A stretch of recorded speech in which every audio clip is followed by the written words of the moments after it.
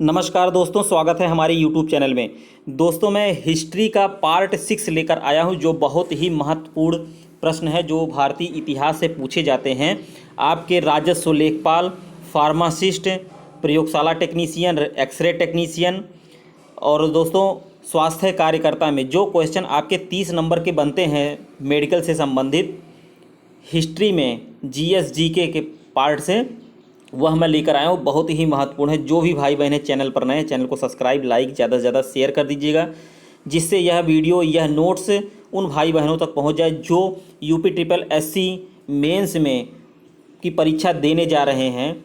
जो नवंबर में स्वास्थ्य कार्यकर्ता का परीक्षा होने जा रहा है, उस परीक्षा से संबंधित और परीक्षा की दृष्टि से बहुत ही महत्वपूर्ण है। तो दोस्तों, वीडियो को शुरू करते हैं। सबसे पहले दोस्तों, हम वित्तीय आपात से कुछ क्वेश्चन इसके पहले मैं बता चुका था। तो वित्तीय आपात से कौन कौन से क्वेश्चन बनते हैं वो बता रहा हूँ मैं।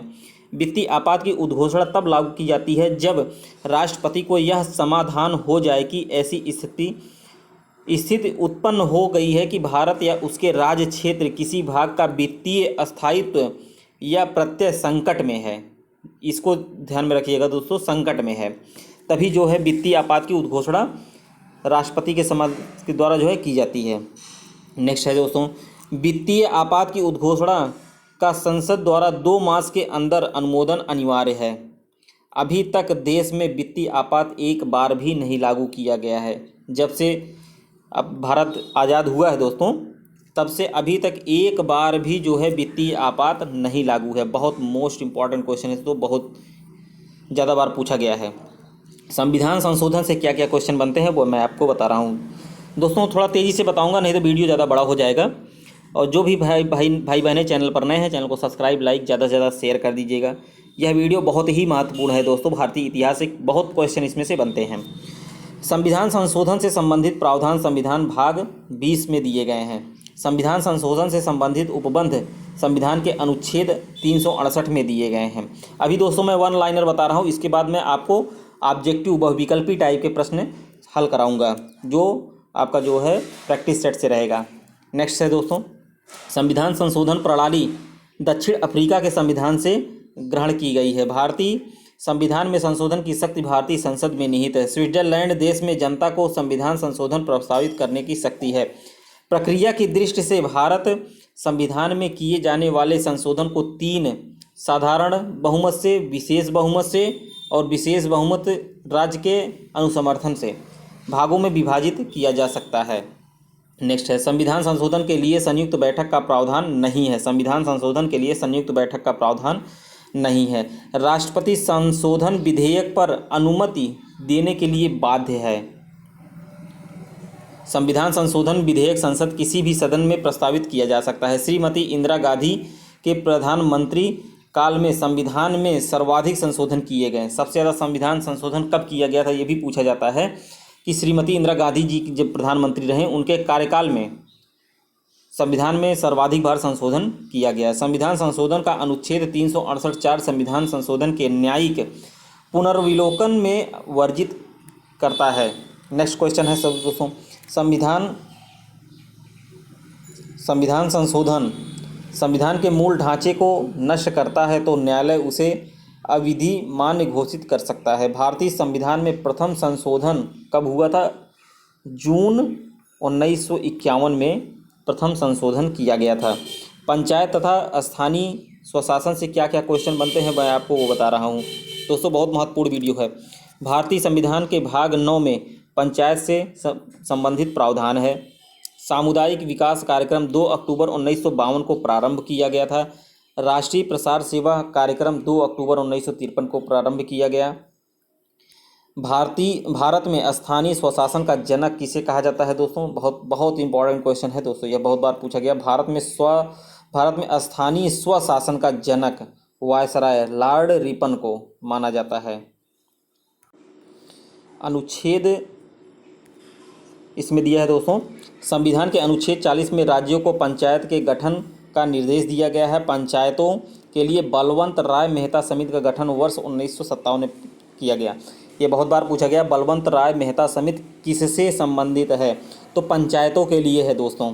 बलवंत राय मेहता समिति में 3 स्तरीय पंचायती व्यवस्था गठित करने की सिफारिश की गई है। पंचायती राज व्यवस्था सर्वप्रथम राजस्थान के नागौर जिले में प्रारंभ की गई थी। नागौर में पंचायती राज व्यवस्था का उद्घाटन 2 अक्टूबर 1959 को किया गया था। राजस्थान के बाद आंध्र प्रदेश ने अपने यहाँ पंचायती राज व्यवस्था लागू किया। पंचायतों के लिए अशोक मेहता समिति गठन 1977 में किया गया। अशोक मेहता समिति ने द्विस्तरीय पंचायत व्यवस्था की सिफारिश की। GVK राव समिति ने 4 स्तरीय पंचायत व्यवस्था की सिफारिश की थी। ये भी पूछा जाता है। 1968 में LM सिंघवी समिति ने सर्वप्रथम पंचायती राज संस्थाओं को संवैधानिक स्थिति प्रदान करने की सिफारिश की। 73वें संविधान संशोधन विधेयक 1992 के माध्यम से पंचायतों को संवैधानिक मान्यता प्रदान की जा सकती है। नेक्स्ट है पंचायतों में महिला के लिए स्थान आरक्षित करने की दृष्टि से संविधान में संशोधन करने का सर्वप्रथम बीड़ा श्री राजीव गांधी जी ने उठाया। 20 लाख से अधिक जनसंख्या वाले राज्यों में 3 स्तरीय पंचायत व्यवस्था है। पश्चिम बंगाल में 4 स्तरीय पंचायत व्यवस्था है। मेघालय, नागालैंड, मिजोरम राज्य में 2 स्तरीय पंचायत व्यवस्था है। सभी स्तरों की पंचायतों का कार्यकाल 5 वर्ष होता है। ग्राम सभा का चुनाव प्रत्यक्ष रूप से वयस्क मताधिकार द्वारा होता है। संविधान के अनुच्छेद 243D में प्रावधान है कि पंचायत के सभी स्तरों पर अनुसूचित जाति तथा अनुसूचित जनजाति के सदस्यों के लिए अनुपात में आरक्षण प्रदान किया जाए तथा महिलाओं के लिए 33% आरक्षण होगा। बहुत इंपॉर्टेंट है दोस्तों, पूछा जाता है अनुच्छेद 243 में। ये सब किस में है? अनुच्छेद 243 में है। दोस्तों वीडियो को शेयर कर दीजिएगा और लाइक भी कर दीजिएगा। पंचायतों की शक्तियों तथा उनके उत्तरदायित्वों के निर्वहन से संबंधित उपबंध 29 विषयों का प्रावधान संविधान के 11वीं अनुसूची में किया गया है। नगर पालिका से क्या क्या क्वेश्चन बनते हैं वह मैं आप लोग को बता रहा हूं दोस्तों। नगर पालिका से जो बनते हैं, भारत में नगरीय शासन को सर्वप्रथम कानूनी रूप से 1687 में प्रदान किया गया। भारत में सर्वप्रथम नगर निगम व्यवस्था की स्थापना मद्रास, चेन्नई में किया गया। कोलकाता और मुंबई महानगरों में नगर निगमों की स्थापना 1793 के चार्टर से की गई। 74वें संविधान संशोधन 1992 द्वारा स्थानीय नगरीय शासन के संबंध में संविधान में उपबंध किया गया। 74वें संविधान संशोधन द्वारा जो है 3 प्रकार की नगर पंचायत, नगर पालिका परिषद, नगर निगम की व्यवस्था की गई। यह अक्सर पूछा जाता है किस संशोधन में? 74वें संशोधन में। नगर निकायों में महिलाओं के लिए 1/3 स्थान आरक्षित है। सभी स्तरों पर नगर निकायों का कार्यकाल 5 वर्ष का होता है। 18 विषयों का उल्लेख भारतीय संविधान के 12वीं अनुसूची में है। 18 जो विषय हैं उसका उल्लेख भारतीय संविधान के 12वीं अनुसूची में है, जिनके उपबंध में नगर पालिका को विधि बनाने की शक्ति प्राप्त है। विविध से दोस्तों कुछ क्वेश्चन पूछे जाते हैं, बहुत ही इंपॉर्टेंट है, जो है उसको आप देख लीजिएगा। विविध से क्या क्या क्वेश्चन बनते हैं। चतुर्थ संपदा पूछ रहा है, 4th स्टेज किससे है? समाचार पत्र को निर्दिष्ट करती है। संयुक्त राष्ट्र सुरक्षा परिषद के अस्थायी सदस्यों की संख्या कितनी है? 5 है। लोकप्रिय प्रभुसत्ता का समर्थन रूसो ने किया था। फ्रांस की क्रांति का प्रसिद्ध नारा स्वतंत्रता, समानता और भ्रातृत्व था। नेक्स्ट क्वेश्चन है, अंतर्राष्ट्रीय न्यायालय के न्यायाधीशों का निर्वाचन महासभा तथा सुरक्षा परिषद संयुक्त रूप से करते हैं। अंतर्राष्ट्रीय न्यायालय में न्यायाधीशों की संख्या कितनी है? 15 है। एक बार पूरे कार्यकाल के लिए चुने जाने पर न्यायाधीश अंतर्राष्ट्रीय न्यायालय में 9 वर्ष की अवधि तक काम करता है। दोस्तों बहुत इंपॉर्टेंट है, ये कितने वर्ष पूछा जाता है? एक बार चुने जाने के बाद 9 वर्ष तक है। श्री लाल बहादुर शास्त्री ने राष्ट्रपति अयूब खान के साथ ताशकंद करार पर हस्ताक्षर किए। अक्सर पूछा जाता है कि लाल बहादुर शास्त्री जी ने ताशकंद करार पर जो हस्ताक्षर किए थे तो राष्ट्रपति कौन रहे उसमें? अयूब खान जी रहे। सरकार राज्य की एजेंसी है। अक्सर पूछा जाता है राज्य क्या है? सरकार राज्य की क्या है? तो राज्य की क्या है? एजेंसी है। दल रहित लोकतंत्र के पक्ष में जयप्रकाश नारायण थे। भारत की आत्मा गाँव में निवास करती है, यह कथन किसका था? महात्मा गांधी जी का। बहुत बार पूछा गया है ये क्वेश्चन दोस्तों। लोगों के सहमति का अर्थ अधिकांश लोगों की सहमति है। सर्वोच्च संप्रभुता राज्य का अनिवार्य लक्षण है। बांडुंग सम्मेलन गुट निरपेक्ष आंदोलन के इतिहास में एक प्रमुख मील का पत्थर था। दोस्तों बहुत इंपॉर्टेंट है ये। बांडुंग सम्मेलन जो है ये गुट निरपेक्ष आंदोलन के इतिहास में प्रमुख मील का पत्थर था। नेक्स्ट क्वेश्चन है दोस्तों, तीन प्रमुख राजनेता जवाहरलाल नेहरू, अब्दुल नासिर तथा मार्शल टीटो थे जिन्होंने गुटनिरपेक्ष आंदोलन का आरंभ किया। अक्सर पूछा जाता है वो कौन तीन राजनेता रहे जो गुटनिरपेक्ष आंदोलन का आरंभ किए। जवाहरलाल नेहरू, अब्दुल नासिर और मार्शल टीटो। सूचना का अधिकार अधिनियम 12 अक्टूबर 2005 को पारित हुआ। संसार में सबसे पहली महिला प्रधानमंत्री श्रीलंका की सीमाओ भंडार नायके थी। छाया मंत्रिमंडल की रीत ग्रेट ब्रिटेन से शुरू की गई है। अक्सर पूछा जाता है छाया मंत्रिमंडल की रीत कहाँ से, ग्रेट ब्रिटेन से है। अल्पसंख्यकों के लिए राष्ट्रीय आयोग 1992 में बनाया गया। भारत और पाकिस्तान के बीच शिमला संधि पर हस्ताक्षर वर्ष 1972 में किए गए। भारत के संविधान में संघीय शब्द का प्रयोग संविधान में कहीं नहीं हुआ है। यह संघीय शब्द जो है भारत के संविधान में कहीं पर भी प्रयोग नहीं किया गया है। मतपत्रों का सबसे पहले प्रयोग ऑस्ट्रेलिया में किया गया था। शिक्षा का विषय समवर्ती सूची, बहुत बार पूछा गया शिक्षा का विषय क्या है, तो समवर्ती सूची में है दोस्तों। मतपत्रों का सबसे पहले प्रयोग कहाँ, ऑस्ट्रेलिया में किया गया था। नेक्स्ट क्वेश्चन है, हमारे संविधान में आर्थिक आयोजन समवर्ती सूची में शामिल है। संविधान के आरंभ में 8वीं अनुसूची में कुल 14 भाषाएं थी। पूछा है कि 8वीं अनुसूची में कितनी भाषाएं थी, तो 14 भाषाएं थी। भारतीय संविधान की 8वीं अनुसूची में सिंधी, कांकड़ी, मणिपुरी, नेपाली, बोडो, डोंगरी, मैथिली और संथाली भाषाएं बाद में जोड़ी गई थीं।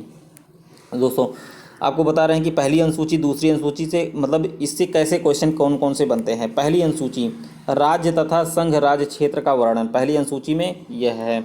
अब दूसरी अनुसूची में आपका क्या क्या है देखिएगा। मुख्य पदाधिकारी का वेतन भत्ते भाग का, राष्ट्रपति और राज्यपाल के वेतन भत्ते जो है भाग ग में, लोकसभा तथा विधानसभा के अध्यक्ष तथा उपाध्यक्ष, राज्यसभा तथा विधान परिषद के सभापति तथा उपसभापति के वेतन भत्ते भाग घ में हैं। उच्चतम न्यायालय और उच्च न्यायालय के न्यायाधीशों के वेतन भत्ते भाग अ में है।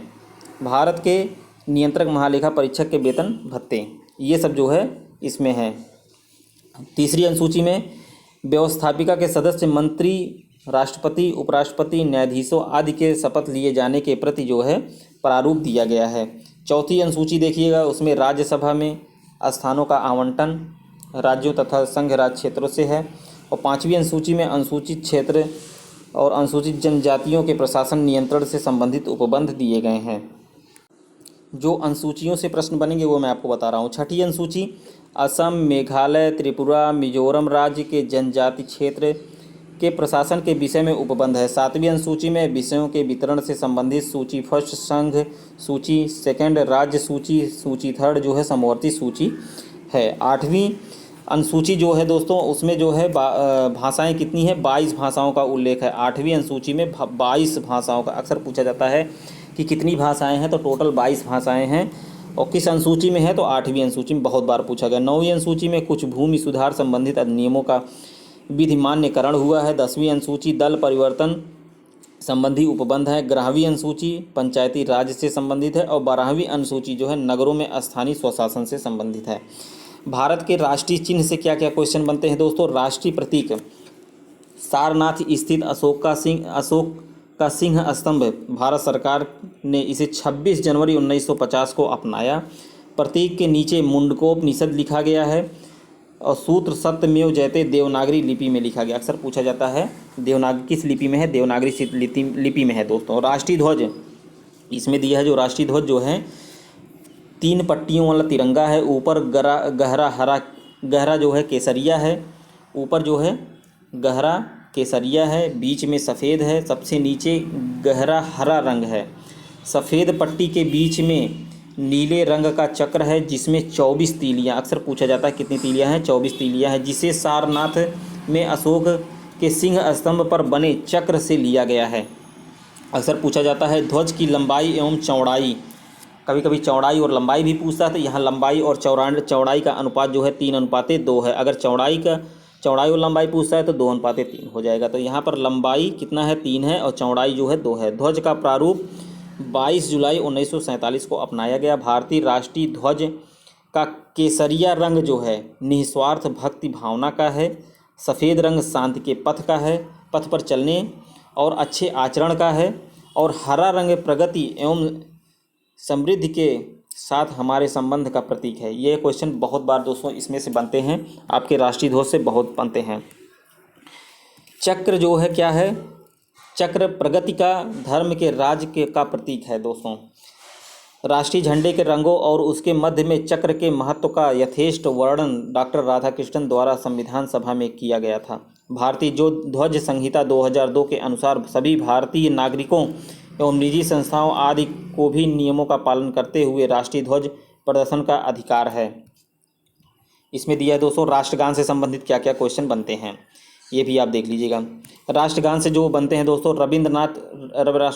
रविंद्रनाथ टैगोर द्वारा रचित जनगण मन को संविधान सभा ने 24 जनवरी 1950 को भारत का राष्ट्र गान स्वीकार किया। इसे गायन का समय 52 सेकंड है तथा संक्षिप्त गायन की अवधि 20 सेकंड है, जिसमें इसकी प्रथम और अंतिम पंक्ति गाई जाती है। तो दोस्तों यह भी पूछा जाता है, इसका गायन का समय जो है कितना है? 52 सेकंड है। और संक्षिप्त गायन पूछ रहा, संक्षिप्त गायन की अवधि जो है 20 सेकंड है। इससे भी जो है क्वेश्चन बनते रहते हैं। नेक्स्ट क्वेश्चन, राष्ट्रीय गीत बंकिम चंद्र चटर्जी के उपन्यास आनंद मठ में उन्हीं के द्वारा रचित वंदे मातरम को राष्ट्रीय गीत के रूप में 26 जनवरी 1950 को स्वीकार किया गया। राष्ट्रीय कैलेंडर जो है ग्रेगोरियन कैलेंडर के साथ एक संवत पर आधारित राष्ट्रीय पंचांग को सरकारी प्रयोग के लिए 22 मार्च 1957 को अपनाया गया। और इसमें राष्ट्रीय पुष्प पूछा जा रहा है। राष्ट्रीय पुष्प क्या है? कमल, नेलम्बो न्यूसिफेरा गार्डन कहा जाता है। राष्ट्रीय पक्षी जो है मयूर, पाओक्रिस्टस, इनका जो है ये वैज्ञानिक नेम है दोस्तों। राष्ट्रीय पशु बाघ है पैंथरा टाइग्रिस नैस है। राष्ट्रीय फल जो है आम है, मैंगीफेरा इंडिका। राष्ट्रीय वृक्ष जो है बरगद है, फाइकस बेंगोलेसिस। राष्ट्रीय जलीय जीव है गाड, गंगा जो है डॉल्फिन होता है दोस्तों। ये महत्वपूर्ण पदाधिकारियों का मासिक वेतन अक्सर पूछा जाता है, कई बार पूछा गया है। राष्ट्रपति का वेतन कितना है? 1,50,000 है। उपराष्ट्रपति का 1,10,000 है। लोकसभा अध्यक्ष का 1,25,000। राज्यपाल का 1,10,000। राज्यपाल और उपराष्ट्रपति का वेतन जो है दोस्तों समान है। सर्वोच्च न्यायालय के मुख्य न्यायाधीश का जो है 1,00,000 है। सर्वोच्च न्यायालय के अन्य न्यायाधीश का 90,000 है। उच्च न्यायालय के मुख्य न्यायाधीश का जो है 90,000 है। उच्च न्यायालय के अन्य न्यायाधीश का 80,000 है। नियंत्रक एवं महालेखा परीक्षक का 90,000 रुपये है। मुख्य चुनाव आयुक्त, इसमें जो है मुख्य चुनाव आयुक्त का 90,000 है। महान्यायवादी का 90,000 रुपये है। तेलंगाना का गठन राज्य के 29वें राज्य के रूप में हुआ था दोस्तों। अब फिर जो है 28 राज्य हो गए हैं, क्योंकि जम्मू कश्मीर जो है फिर जो है हो गया है।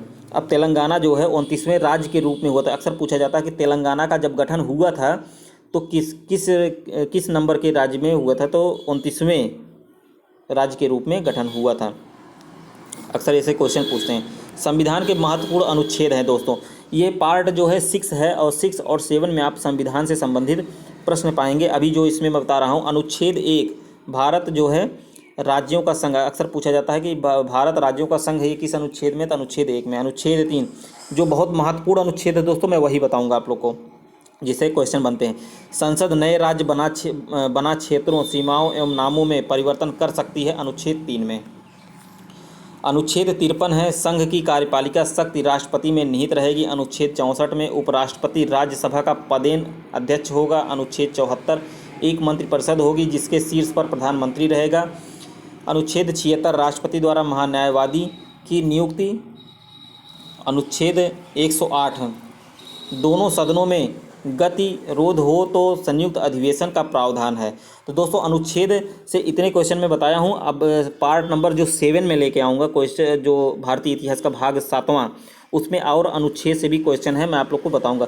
जो भी भाई बहनें चैनल पर नए हैं, चैनल को सब्सक्राइब, लाइक, ज़्यादा से ज़्यादा शेयर कर दीजिए दोस्तों।